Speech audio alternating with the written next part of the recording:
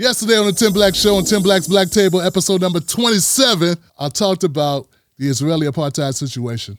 We talked about Palestinians, and more importantly, what is amazing is we were able to put it in a way that it made sense to people that didn't understand what was occurring in Gaza and why it's news.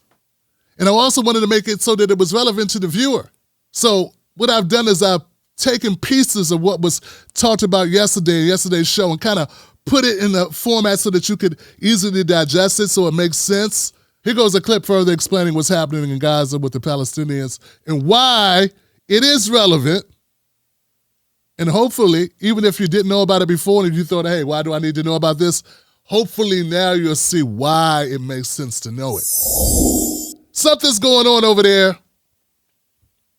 in Israel. And look, it's pretty cut and dry. Some people are kind of confused about what's happening. What I want to do is share with you a clip that was shared by my friend Chuck on Twitter.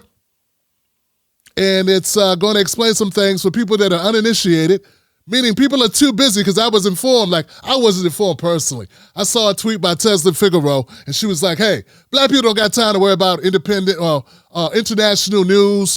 Out of respect for Tesla, let's put up her tweet and read her tweet because she speaks for herself.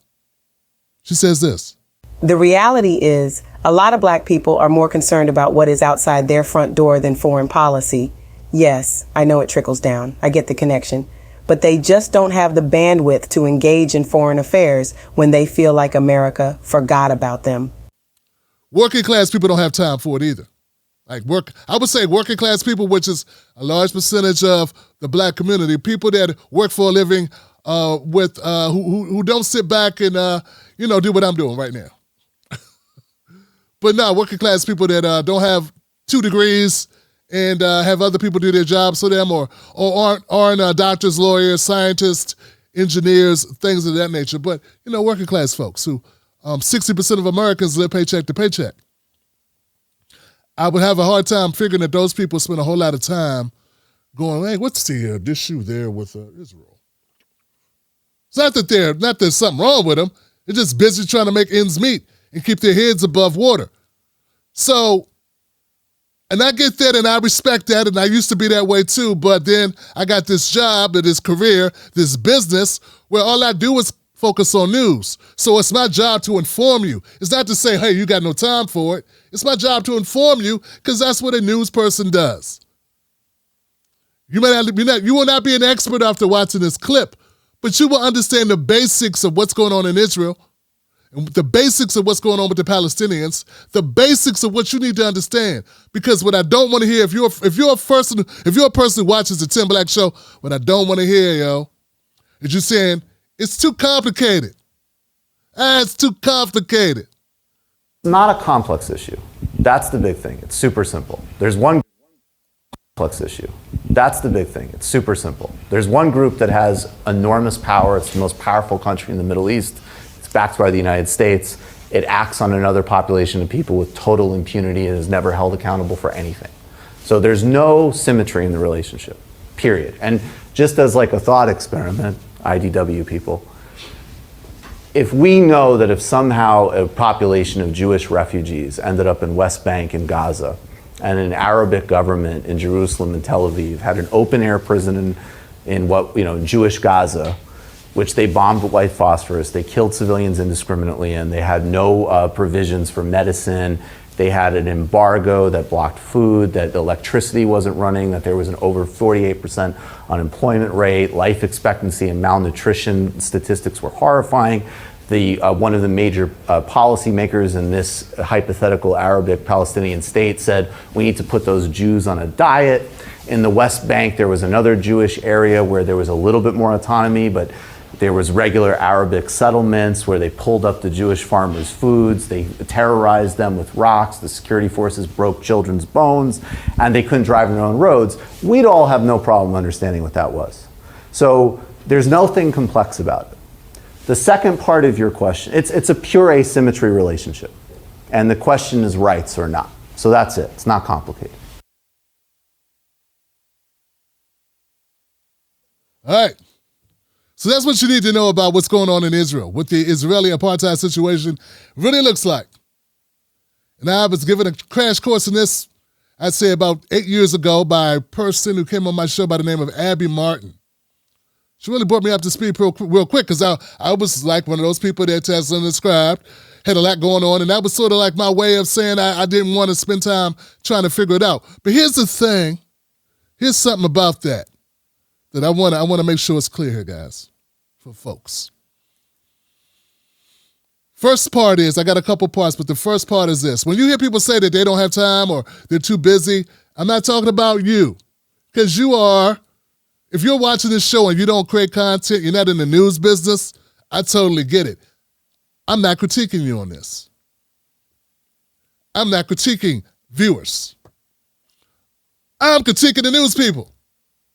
Yeah, I'm critiquing the people that do this for a living, that do what I do for a living, whose business is to assimilate or distribute the news to the people that watch them. So when those people say, hey, I don't have time or I can't figure it out, it's really complex, I want you to understand really what's going on here. What they're saying to you is, I like my ad revenue money more. I like my ad revenue money. I like being able to get certain guests on my show. I like sponsorships because I don't want to offend them. I like dark money, which people pay them to do content they think will never come to light, but it always does. And I think soon some people will be exposed. Yeah. But that's really what they're trying to tell you. They got to just come out and say it. Dog, their whole job is to look up issues. Here's the deal, guys. There's Michael Brooks. Shout out to Michael Brooks. Rest in peace to the late, great Michael Brooks. I can never forget Michael Brooks because we had a dialogue and also I admired his work and also we share a birthday. So every year I'm reminded of Michael Brooks. And he died suddenly, which is so effed up, man. But here's the thing. As Michael Brooks pointed it out, it really is not a very complex issue. And once you do a little bit of digging around, you will discover what I discover, that there are some people that have a huge sway. They have a lot of power, and their power can be used against your ass. It can be used against you if you are a commentator. And people want to avoid these problems. Yes, it's not a fair system. So when you run around, if you go around and you say, hey, this is how I feel about the occupation that's taking place in for Palestinians, the lives that they end up leaving, which is basically an open air, like prison zone that they're forced into, where people just come take their whatever, it's horrible. And right now what they have is a conflict, a back and forth fight, where it's the people that are being occupied or colonized are fighting back, and they're doing so in ways that are hurting civilians who are part of the dominating force. It gets like, it's not that hard to figure out. You came and took somebody's ish, and they want it back, and you have all the guns and all the power, and you have the United States in your pocket, giving you whatever you need, so you're the most powerful country in the Middle East. And there's another group that's not the most powerful country in the Middle East who doesn't have the backing of the world superpower that gives more money to the military than any other country on earth. Yeah, you're kind of you're in harm's way. And there's no repercussions to the people that are bombarding them. So if people can make it more complex, bad things happen in war, we know all that. But when we start talking about how it originated, we have to start talking about why it's going on, well, it becomes real clear, man. And we got a lot of cowards. We got a lot of cowards that won't tell you this. So, Tim Black, I hear all that, brother. I hear you say all that, man. But there's a black viewer of yours, man. You do a lot of time. You spend a lot of time talking about Cornel West. You spend a lot of time talking about, now you spend the time talking about this. Why, bro? Because I want you to understand something on this particular issue. We'll get to Cornel West later. I want you to understand it's all connected. I want you to understand that this stuff is not done in a vacuum, meaning it's not a silo. It's not just what's happening in Israel. It's not just what's happening in Detroit. It's not just what's happening in Philly or Tennessee or Memphis or Baltimore All right? I want you to understand the same type of ignore, don't tell the truth type shit that's going on with Palestinians, the way they're getting treated, it's the same thing they employ with us. I want you to understand that. It's important for you to get that they're doing the same thing with us. See, the same people that would act like it's too complex to figure out why people who had all their inch taken, people came in and said, we want this land, and we ain't gonna take it because we can bully your punk ass. And indiscriminately do whatever they want to do to those people. The same people that act like that's a hard thing to understand. Why are those people so upset? Why can't they live in peace? Those same people don't understand why we want reparations. They act stupid when we talk about we only own 10 cents on every dollar of a white average family. They don't understand why I'm upset when I say black men only make up 2% of male lawyers. Black women only make up 2% of female lawyers. When I bring up the fact that all that venture capital money, when you see Shark Tank, that only 3% of that venture capital money actually reaches black women and black men, that less than 3%. Because like 97% of it goes to white guys. See, when I tell you stuff like that, they say, oh, that's divisive, and Tim Black, oh, come on, Tim Black, come on, man, come on, you're playing a victim. I need you to understand that these are the same people. I need you to get this. Yeah, you can walk around, we can watch TV, we can watch The Power, and I love what 50 Cent's doing, and Tyler Perry, and then look, Tyler Perry wants to dress up like Madea and do his shows, and he don't want to talk about nothing serious. I get it, man, but I want you to be serious to a degree. I want you to be more serious than them, because those people just making money. We got to do more than just make money and just go through life with blinders on, that understanding. We got to see it's all connected. And how does that tie into what I'm talking about when I talk about what's going on with Palestinians? Because people are afraid to go after the big dogs. They spend all day talking about black kids in Chicago, but they won't talk about the structures that created the environment which creates black kids who live a drill rap lifestyle. They're stopped short of that, and it's intentional. Because when you start fucking with the powerful, when you go after the powerful, then you take a hit financially, or your career opportunities drop, your ability to make a living, what rooms you can get into, who might sponsor you, where your payoff's gonna come from, where your dark money's gonna come from, where your future opportunities may lie. And all of these people are afraid to say that. How hard have you gone if you ain't got no backlash? Hey man, they killed MLK. I'm not saying you got to get killed to do this. You haven't been smeared. People haven't made up memes about you.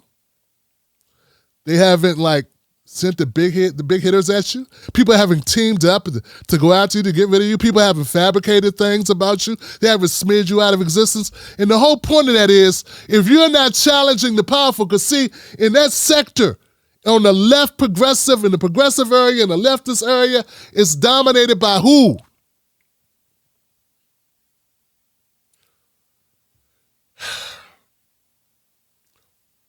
White leftists and white progressives. With a distorted view of black politics, who just don't get it, who can't rattle off. You know how many statistics and situations I can rattle off about black condition in America that supports my arguments? I'm a walking dictionary of all the ways, from home loans to home appraisals to car insurance to car sales, final sales numbers, finance numbers. I got all this shit in my head because I have delved into the real situation. It's called the black tax of being black in America. I know all this stuff. I can't go back to not knowing. Don't tell me that you are riding for these issues when you haven't taken any of the hits. And the reason why you haven't taken any hits is not because you cute. It's not because you talk tough. It's because you don't go hard, man. It's because you really don't stand up for black people. Because if you stand up for black people, like Dr. Cornel, I learned this partially from Dr. Cornel West. With all these people talking all this smack about Dr. Cornel West, he told me, if you speak up for black people, you got to be prepared to die. And I'm sorry, Johnson, there's some people talking that ain't nowhere, got nothing to worry about. They have nothing to worry about.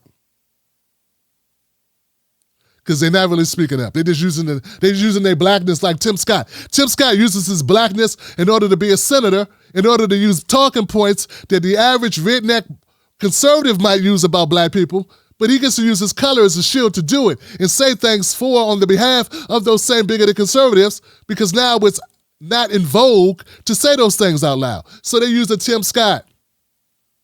They allow a Tim Scott in as long as he keeps within a certain amount between the guardrails and he continues to speak the propagandist, bigoted talking points of his white benefactors. He's allowed to exist. Hope that somebody understands what I'm talking about. Give me a 1. Put a 1 up if you understand where I'm coming from. I don't want to lose people. I want to make it real clear. Maybe I'm going too fast. Maybe I'm moving around too much. But I want you to understand what I'm saying here. So this all ties in to what's happening with the bombings in Israel, the Palestinians and the conflict. People are afraid to call that what it is. They don't want to call a thing because calling a thing will render you unsuccessful. It could, and it also could put you out of business, and it also could turn off the money faucet.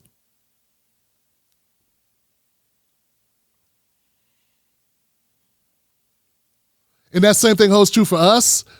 So I hope you see the correlation, like, so it's happening with that. It happens with all disenfranchised people. When you speak up on behalf of anyone against the dominant group in whatever sector you're in, you have a problem. If you worked at Amazon and you were standing up for the workers against management, you can find your ass outside of a job. That's why they needed a union. You understand? It's not just politics. It's not just talking about what's happening in Israel. It's not just anything. This is the way of the world.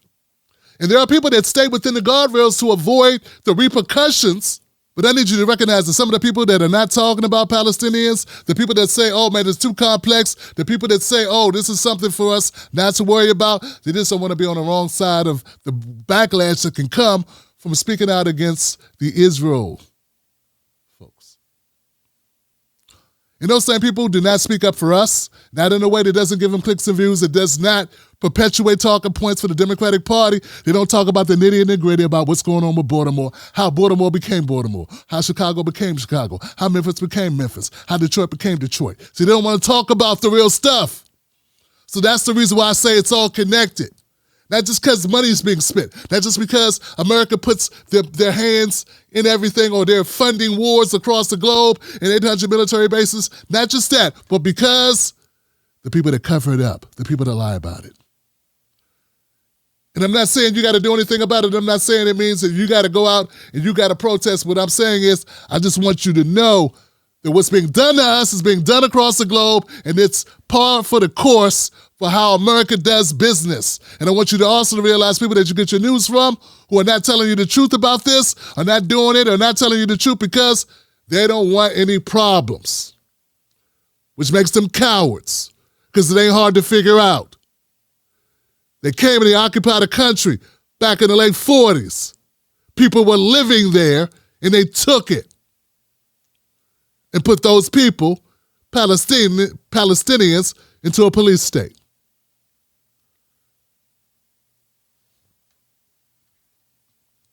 Any questions?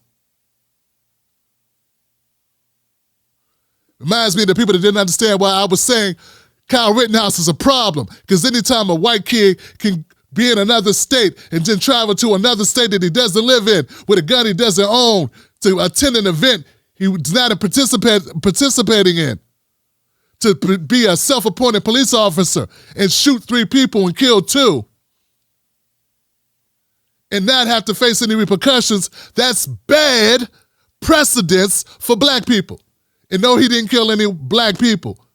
But the fact that a white kid can travel to a place he doesn't live with a gun he doesn't own, that he doesn't have a right to have, that he's not supposed to take there, that he could anoint himself as a cop to defend property that's not his and shoot and kill people there and then leave, and at the end of the day, not be held responsible for any of it, that's a cause of concern. For those people who act like they didn't understand what I was talking about, like I didn't make sense because my point was too complex, those people are cowards too.